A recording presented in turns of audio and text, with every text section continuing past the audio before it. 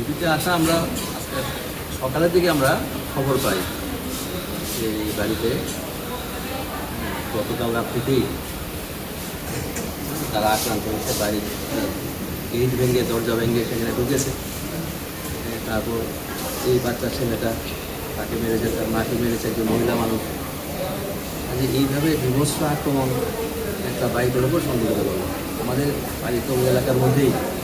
কাজে সেটা শুনে আমরা এখানে আসি, তাদের সাথে কথাবার্তা বললাম। হ্যাঁ, এতে খুবই নিন্দনীয় ঘটনা। মানুষ বাড়ি ঘরে থাকতে পারবে না, তার মতামত প্রকাশ করতে পারবে না। গণতান্ত্রিক রাষ্ট্র, মানুষের তো অধিকার থাকবেই তার মতামত প্রকাশ করা, কথা বলার থাকবে না। এই জায়গাতে আক্রমণ সংঘটিত করা ভয়ানক একটা বিষয়। কীভাবে বোঝা যাচ্ছে যে রাজ্যের মধ্যে গণতন্ত্র বলতে কোনো কিছু নেই, মানুষের কোনো অধিকার বলতে কিছু থাকবে না। মানুষকে এইভাবে কমিয়ে দেওয়ার একটা চেষ্টা হবে, এটা মনে হচ্ছে।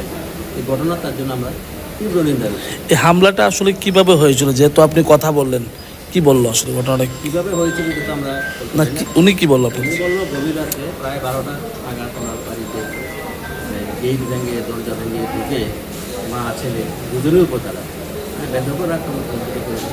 দেখেছেন দুজনের মাথা ফেটে গেছে, শুলি লাগছে, হাত ভেঙে গেছে, পায়ের মধ্যে আঘাত, সারা শরীরে তার কত বিক্ষত আঘাত, সারা শরীরে মানুষই সেটা বর্বর ভাবে এই আক্রমণ সংঘটিত করা হয়েছে। মাধবী বিশ্বাস একটা অভিযোগ করেছেন, প্রায় 100 থেকে 150 পুরুষ মহিলা ওনার বাড়িতে আক্রমণ করে। পাশাপাশি ভিডিও কলের মাধ্যমে ওরা দেখিয়েছিল যে দাদা ঘটনা সংঘটিত হয়ে গেছে।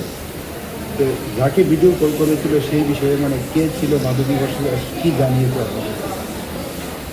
এটা তো যখন ঘটনা হয় তখন তো আমরা এখানে ছিলাম না, আমরা তো আজকে দুপুরের দিকে আমরা খবর পাই না। খবর পেয়ে এখন আমরা আসি দেখার জন্য। কোন জায়গাতে হয়েছিল ঘটনাটা? বাড়িটা জোগাড়নগর, এটা কুলগামানি পাড়া বলে, পাড়া থানা। এখনো অবধি আপনাদের মানে পুলিশের সাথে কোনো কথাবার্তা হয়েছে মানে এই বিষয় নিয়ে আপনাদের দল? আমাদের সাথে পুলিশের কোনো কথা হয়নি, যা হয়েছে ওদের সাথে হয়েছে, আমাদের সাথে পুলিশের